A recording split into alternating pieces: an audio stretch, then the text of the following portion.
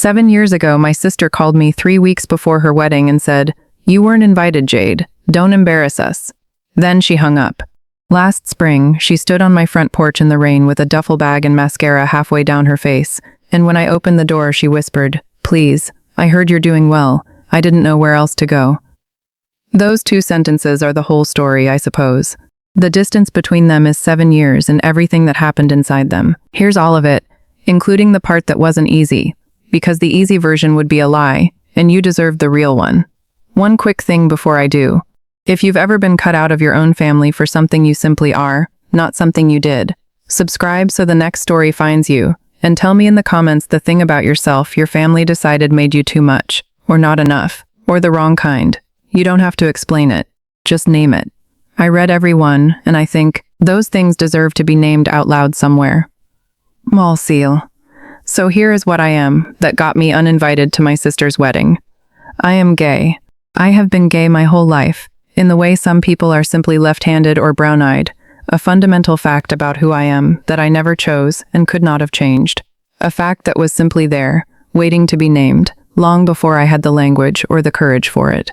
I came out to my family at 22, which was not brave so much as it was the end of a particular kind of exhaustion. The exhaustion of managing a truth too heavy to keep managing alone, of monitoring every word and every look for slippage, of being in the room with my own family and feeling like a person translating herself in real time into a language her family could tolerate. I was tired, so I told them. My parents, who practice religion in the specific way that uses God as a container for what is actually just fear of the unfamiliar, did not receive it well. My mother cried, a long cry, the kind that's more about her than about me, the cry of a woman mourning a future she'd imagined that was not going to happen, the grandchildren arranged in a particular way, the son-in-law at the holiday table, all of it, real to her in a way that my actual living self was not. My father went silent, specifically and deliberately silent, for 3 months, which I understand now was the most powerful thing available to a man who'd always communicated through authority. His silence as punishing as anything he could have said. And my sister Cassie, who was 24, and had spent her whole life finding the path of least resistance through our family's emotional landscape, handled it the way she handled everything that threatened her comfortable position in the hierarchy, which was to quietly, carefully align herself with whoever held the most power, and to pretend she'd never felt anything different. Cassie and I had been close. I need you to understand that, because people sometimes hear this kind of story and assume the sisters were already strangers, already growing apart, and I want to be precise. We had been each other's people. We had shared a bedroom until I was 16. She was the one I called first when anything happened, good or bad. She knew which friends I actually liked and which I was performing friendship with. She knew the fight with our parents I'd never admitted to anyone. She knew the girl in 10th grade I couldn't stop thinking about, though neither of us had the words for it yet. She knew me, the actual version, before she decided that knowing the actual version was more expensive than she could afford. Over the 2 years after I came out, Cassie performed the slow retreat. It happened the way a tide goes out, gradually enough that you might almost miss it day to day, until one morning the sand is bare and the water is very far away, and you realize it has been that way for a while. She stopped calling as often, then sporadically, then not at all. Family dinners became exercises in careful spatial management, in positioning me away from Ryan's family, in engineering the gathering so that my presence was minimized and nobody had to openly address the fact of me. I learned to be small at those dinners. I learned to find the corner and stay in it. I learned that I was welcome in my family the way an uncomfortable truth is tolerated in a conversation, acknowledged just enough to seem fair, never examined, quickly moved past.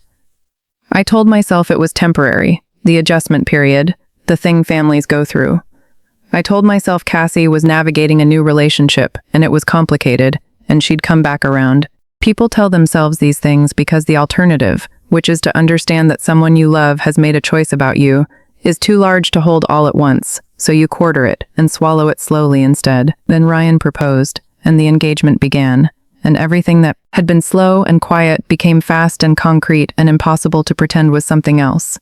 Ryan's family was, if anything, more traditionally religious than mine, and Ryan's mother, a woman I met twice and who assessed me once with a single deliberate look that said everything without saying anything, had made her position clear through the channel she always used, which was Cassie. Concerns relayed, preferences expressed, pressure applied so gently and consistently that Cassie may have genuinely lost track of where Ryan's mother's wishes ended and her own began. Ryan's mother did not want me at the wedding. Ryan, who deferred to his mother on everything that mattered, did not want me at the wedding. And Cassie, my sister, the person who had been 3 feet from me in the dark and afraid and known all my secrets, made the calculation that was simplest for Cassie's life. 3 weeks before her wedding, Cassie called. I can tell you the exact room I was in and exactly where I was standing when the phone rang, because that kind of call makes a photograph of its moment. I was in my kitchen. There was a coffee I hadn't finished on the counter. The window over the sink was letting in the specific October light that makes Seattle look like it was built to be looked at. "I'm sorry, Jade, but you weren't invited," Cassie said. Her voice was careful, rehearsed, the voice of someone who has practiced a hard thing enough times to smooth all the feeling out of it. "Please, don't embarrass us by showing up or making a thing of this. Ryan's family is very traditional, and it would just be better for everyone if you weren't there." A beat. "You understand, right? It's not personal." Not personal. The deliberate exclusion of a sister from a wedding, for the reason that her existence made certain people uncomfortable, was not personal. I have turned those 2 words over in my hands many times in the 7 years since. I understand now what they were for. They were for Cassie. They were the thing you say to the person you're hurting so that you can hang up the phone and continue to believe, for as long as possible, that what you are doing is reasonable, even kind, because you're sparing everyone a difficult scene. It's not personal, is what you say when you have decided the other person's feelings about something are a problem to be managed rather than a truth to be acknowledged. It was the most impersonal thing she could have said, and it was the most personal thing she ever said to me. I said something quiet and adequate in response. Some version of okay. Then I hung up, and I stood in my kitchen in the October light, and I felt the full shape of what had just happened arrive in my chest all at once. The way a wave arrives, total and sudden, and I let it be there for a minute, and then I went and got my work jacket, because there was a garden in Wallingford waiting for me, and the earth, as I have said, doesn't ask. I did not make a thing of it, the way she asked me not to. There was nothing to make. You cannot argue your way into being wanted by people who have decided they don't want you, and arguing would have required a kind of energy I had finally, that phone call, stopped having for this particular fight. So I didn't show up. I spent that Saturday the way I'd learned to spend the days that were too large to feel all at once, which is to work with my hands. I went to a residential garden I was designing for a client in Wallingford, a young couple who just bought their first house and wanted something perennial and wild and alive. And I dug in the actual dirt and divided the hostas and planted the salvias, and I thought about almost nothing, because working in the earth is one of the few things I have found that occupies exactly enough of the mind to silence the part that circles. The earth doesn't care who you are or who you love. A root doesn't ask, the dirt just opens for you, or it doesn't, and if you come with the right tools and the right hands and real attention, things grow. I have always found that clarifying.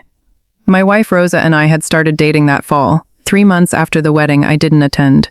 She was presenting at a design conference and I was in the audience, and she said something about negative space in landscape design that was so exactly right and so unexpectedly beautiful that I found her at the reception afterward and told her so, which is not something I normally do, and she laughed and said she'd noticed me in the second row nodding along with an expression she described as extremely invested, which made me laugh, and then we talked for 2 hours and exchanged numbers, and that was the beginning of absolutely everything.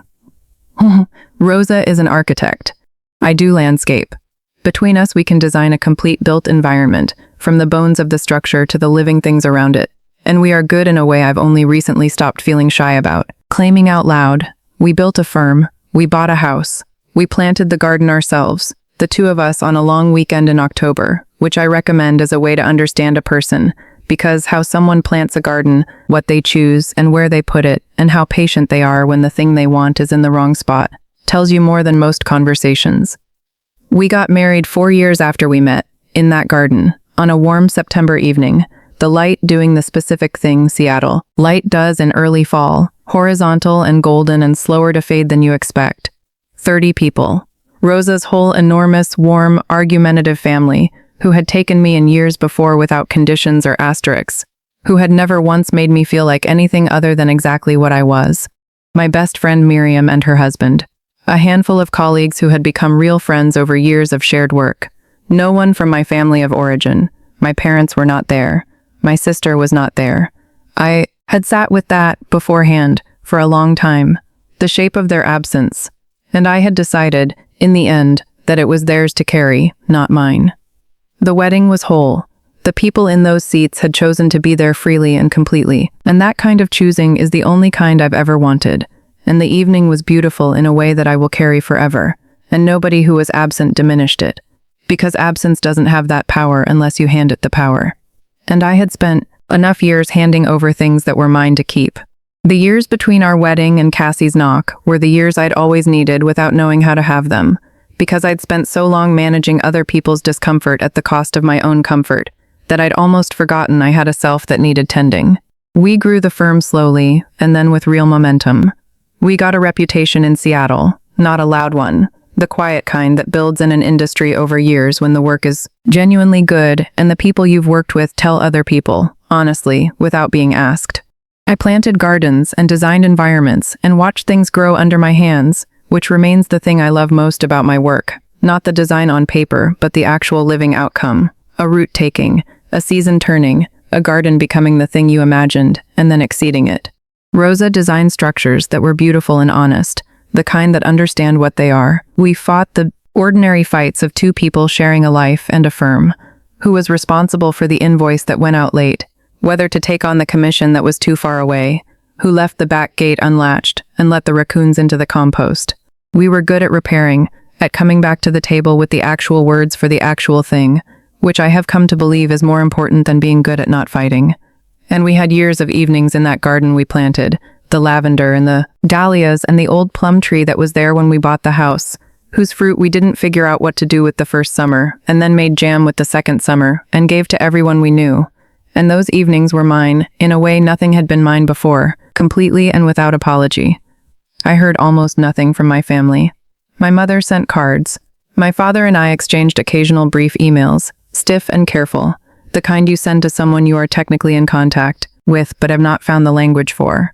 Cassie, for 5 full years, silence, and then one practical message when our grandfather died. Logistics, her phone number in case I needed it. Nothing that acknowledged the space between us or what had made it. I went to the service. I sat across the aisle from them, and I watched my family grieve together, and I felt, as I had learned to feel, like a complete and entire person who happened to share their last name, and it was okay, and I drove home to Rosa and the garden and my life, which was full. And then Ryan left, and everything shifted. Then Ryan left Cassie, and everything shifted. The details came to me later, in pieces, some from Cassie, some assembled from what I knew of them. The marriage had been, I think, more of a performance than either of them had fully admitted to themselves, built on the approval of Ryan's mother and the shape of the life they were supposed to inhabit more than on anything essential between them. They had looked right together for a while. They had the house and the neighborhood and the church community and the friends who attended the same events and the life that photographed well. And when that isn't enough, when the actual person you're living with begins to be more real than the approved image you're both inhabiting, the whole structure either deepens into something genuine or it collapses. Theirs collapsed. Ryan left. Ryan's family, who had always been Ryan's family and never really Cassie's, withdrew with him, the way borrowed warmth withdraws when the source moves away. The social world they had built together, the Sunday dinners, the couples they spent their weekends with, the community that had been organized around their marriage as a unit, it restructured itself around Ryan and left Cassie on the outside of everything she'd traded her sister for. Our parents were aging, increasingly occupied by their own health and the logistics of getting older, not the consistent presence Cassie had perhaps counted on. And me, the sister she had calculated as expendable. I was a stranger in a different city 2 hours north, with a life I'd built in the absence of any of them, that had nothing to do with her anymore. So she packed a bag. She drove north in the rain, and she stood on the porch of the house I share with the woman she'd never met, who I'd married without a single member of my family in attendance, and she knocked. I stood there holding the door open, looking at my sister in the rain, and I felt several things at the exact same time, and I am not going to tidy them up into a single clean emotion for you, because they weren't clean and I think you deserve the complicated version. I felt grief, old and familiar, for the sisters we had been, the twin beds 3 feet apart, the whispered conversations after lights out, all of that. And for the years of distance between that and this porch, I felt a flash of something ugly and human. The hot satisfaction of it. She who had calculated me as not worth the social cost was now here, duffel bag at her feet, needing the person she'd discarded. I'm not proud of that flash, but I'm also not going to pretend it didn't happen, because pretending would make me the kind of person this whole story is not about. I felt fear of what letting her in would mean, whether I was strong enough to do it on terms that were honest, whether I'd revert to the old pattern, the shrinking, the management of other people's comfort at the cost of my own. And underneath all of it, something quieter and more stubborn, the pull of blood and shared history, and the girl who had known me before I knew how to be known. The girl who used to be afraid of the dark, and who'd talk to me through the wall between our beds until she felt safe enough to sleep. So I stepped back, and I held the door open wider. Of course I did. But here's the part that is the whole point of the story, the thing I need you to hear. Letting her in did not mean letting everything in with her. Rosa was home. Rosa, who had watched me carry the wound of that wedding phone call for 7 years, who had held me on the nights it crested, who had stood beside me at our own wedding without a single member of my birth family present, sat with Cassie and me at the kitchen table. And what Rosa did next is the reason I married her. Rosa made tea. She put the good cookies on the table, the shortbread she makes from her grandmother's recipe, which is the thing she does when she wants to tell someone they're worth the effort without making it a speech. She sat down across from my sister, my wife, and she looked at Cassie steadily and with warmth, and with the particular clarity that Rosa always brings to things, the clarity of someone who has never once, in all the years I've known her, said a thing she didn't mean. "We're glad you're safe, Cassie," she said. "This is your sister's home, which means it's yours to come to. But I want to be honest with you, because I think that's the only way any of this can actually work. Your sister built her life without her family in it, and she built something extraordinary, and the person sitting across from you is a person who did that. The people in this house love each other very much, and we are not a version of ourselves you'll have to manage around. We're not going to be the thing that gets edited out or minimized for someone else's comfort. Not even yours. Not anymore." She let that settle. "Do you understand what I'm saying to you?" Rue. This was not an attack. Rosa's voice, when she said it, was quiet and direct, and completely without cruelty, which is the hardest combination to find, and the one that actually reaches people. I watched my sister hear it, watched the words land in her, watched her face do the small, slow work of a person who is deciding, for the first time in a long time, to receive the truth instead of deflecting it. Cassie looked at Rosa for a long moment. This stranger, who had just told her the truth more directly than anyone in Cassie's life had managed to in years. Then she looked at me. She held the look for a moment longer than the old Cassie could have. The old Cassie who had always found a way to glance away from the difficult thing at the critical second, who had spent 30 years managing the feelings of every room she was in except her own. This Cassie didn't glance away. She sat with it, and then, quietly, she said, "I know what I did." 4 words. The whole room shifted on them. What followed was 2 days of conversation, some of it hard, some of it harder than that. The kind that could only happen because all 3 of us had decided that honesty was the only thing worth doing from this point forward. Cassie told me she had known, even in the moment she made that phone call, that it was wrong. Not the way you know something in the abstract, but the physical way, in her chest, while she was actually dialing. She told me she hadn't been afraid exactly for herself, but afraid of losing Ryan, of losing the careful, approved life she'd been building, and she had let that fear make her do the cruelest thing she'd ever done to anyone she loved. She told me she'd rationalized it to herself in the years after, all the small, dishonest ways, that I was probably fine, that I'd probably gotten over it, that my life seemed good from the outside, so the damage must not have been that deep. She said out loud, and I watched it cost her in real time to say it, that she'd told herself those things because to feel the full truth of what she'd done would have required her to become a different kind of person than the one who had done it.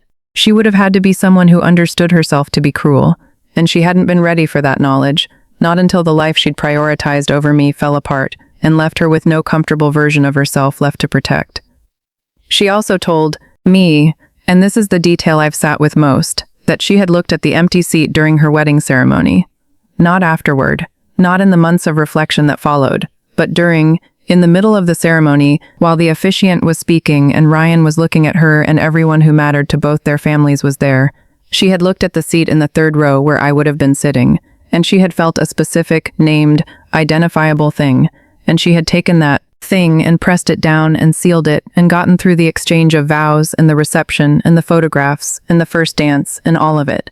Because what she had been trained to do, her entire life, was to press down the things that were inconvenient and get through the thing that was being performed.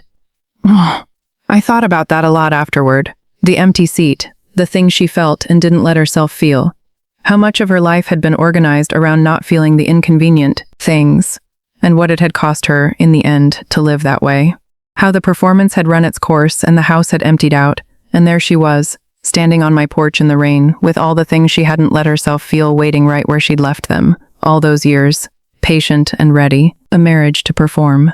Those were her words, 7 years later, and they were the most honest things she'd said in my presence since we were teenagers whispering in the dark. She had performed a marriage, and it had run its performance, and now she was here, without the performance and without the audience that had required it. And she was trying, for the first time in my memory, to just be a person, a marriage to perform. I have thought about that phrase many times since. How many things in her life had been performances? How early she'd learned that love in our family was conditional on behaving in certain ways, and how completely she'd internalized the terms, so completely that she couldn't always separate the performance from the self. And how, when the structure that the performance had been sustaining finally collapsed, she had nothing underneath it and had to start from a much more honest place, which is where I'd been living all along. The honest place, the place you end up when you've been too much yourself to perform successfully, when you've been the embarrassment, when you've been the one uninvited, when there's nothing left to do but be real. That is the most honest thing I have ever heard my sister say, and I sat with it a long time, there at my own kitchen table, in the house I'd built with the woman she'd never met until that evening. I told her, for my part, everything I'd never said. About the Saturday in the garden, the dirt and the salvias and the silence I filled with physical work because I had nowhere else to put the grief. About our wedding, Rosa's and mine, and what it was like to be married in a garden full of people who wanted to be there, every single one of them having chosen it freely, with no family of mine present, and how beautiful it was, and how the beauty and the absence sat in me at the same time, and always would. About the years of building a life and a firm and a home, on the understanding that I would do it without my family's involvement or approval, not because I didn't miss them, but because I had finally, at some point I couldn't name exactly, accepted that the version of me they could love was not all of me, and I was not willing to be partially loved anymore, and that decision had been the making of me. I told her all of it, not to punish her with it, but because I had decided, somewhere between her knock and this moment, that honesty was the only foundation available for whatever we built from here, and she was going to hear the real version of the last 7 years or no version at all. Cassie stayed with us for 3 days while she sorted out the immediate practicalities of her situation, and then she got a small apartment in Capitol Hill, about 20 minutes from our house, which was close enough to be real and far enough to be its own life. And then, slowly, across many months, she did something I had not fully expected, which was the actual work. She got a therapist, the first one she had ever seen, and she went consistently, every week, without letting herself cancel the appointments when the sessions got uncomfortable, which she told me later they often did. She worked on the things she'd been not working on her entire life, the people-pleasing that had curdled into something crueler, the way she'd built her identity around other people's approval until she didn't know what was hers, the specific archaeology of learning whose fears she'd been living, her own, or her mother's, or Ryan's mother's. I didn't ask her to report to me. She told me because she wanted to, because she was, for the first time in my memory, trying to be honest with someone about the inside of her life. No, she got a different job, one that suited the actual person she was rather than the curated professional version she'd been maintaining. She made a small number of real friends, the kind you make when you stop performing, which is always a smaller number and a better quality. And she met Rosa, really met her, on her own terms, which is different from having tea at the same table in a crisis. They had dinner one Thursday, the two of them, while I was on a site visit, and by the time I got home they were on the second bottle of wine talking about a neighborhood garden project Rosa had been consulting on, and something in my chest unclenched that I hadn't known was clenched. We had 12 people, the garden lit with the little string lights Rosa loves, her mother's tamales, her nieces running between the tables. Cassie sat with Miriam and her husband and held her own for 2 hours in a room full of people who loved me the whole way, and she ate the tamales, and she laughed at the right moments, and at one point Rosa's mother put a hand on Cassie's arm and told her something in Spanish that made Cassie go very still and nod. And I don't know exactly what Rosa's mother said, but I have a sense of it, because Rosa's mother has a gift for saying the necessary thing, and Cassie looked like someone who had just been told something she'd needed to hear for a long time. Watching my sister sit at my table and be present for my actual whole life, I felt something I don't have a clean word for. Not forgiveness, exactly, because forgiveness sounds like a ledger settled, and that isn't quite the thing. More like a window opened in a room that had been shut a long time. New air coming in. The past still in the room, but no longer the only thing in it. We are not what we were, Cassie and I. I think we are something more honest than what we were, because we have both seen each other at the worst and the truest and chosen to stay in the room anyway, and that kind of choosing has a different texture than the easy closeness of childhood, the closeness that exists before you've had reason to choose. I would not trade our current truth for the old closeness, if trading meant going back to a version of it where I was always the one being edited. Our parents remain a work in progress, which is a polite way of saying that there is more distance there than closeness, and I don't know yet what will grow in it. That is a separate and ongoing story. What I know is that I am not waiting for them, that my life is full and real and I live it forward, and if they find their way toward me, I will be here, a real version of here, and if they don't, I am not diminished by it. Because I learned a long time ago, in a kitchen holding an unfinished coffee, that the size of my life is not determined by who chooses to show up for it. Well, bound. So here's what I carry out of all of this, and I'll hand it to you and let you get back to your evening. When your family decides that what you are is an embarrassment, they are not making a statement about you. They are making a statement about the size of the life they are willing to live, the narrowness of the love they are capable of, the dimensions of the box they've decided to call acceptable. The thing about you, the real you, the you that does not fit the box and was never going to, is not the problem. The box is the problem, and you cannot shrink yourself into it. Trust me. I spent years trying, and all it did was make me less, and the box still didn't hold me, and I was smaller and still wrong and exhausted on top of it. So stop shrinking. Go build the life that is actually yours, in the city or the work or the relationship that fits the real shape of you. Let the people who need you to be less go on needing it somewhere you're not, and if they come back, if the architecture of their comfortable life collapses and they show up at your door in the rain having finally discovered that the dispensable one was the one worth keeping, you will get to decide what to do with them. You don't owe them anything. You also don't owe yourself a cold door, if opening it warmly and carefully and on honest terms is what feels true. Just make sure, if you let them in, you let them into the real version, not the managed one, not the edited one that was comfortable for everyone but you, the whole one. The one with the wife and the garden and the 30 people who showed up freely and the life you built when you finally stopped asking permission for it. Unbound. You were not too much. You were never the problem. The box was too small. It was always too small for you, and the right answer was never to compress yourself into it. The right answer, the only answer that ever actually worked, was to walk away from the box entirely and build something in the open air, which is what you've been doing, or what you're about to start doing, or what you've been afraid to believe you're allowed to do. You're allowed. You've always been allowed. You don't need a permission slip from the people who drew the box.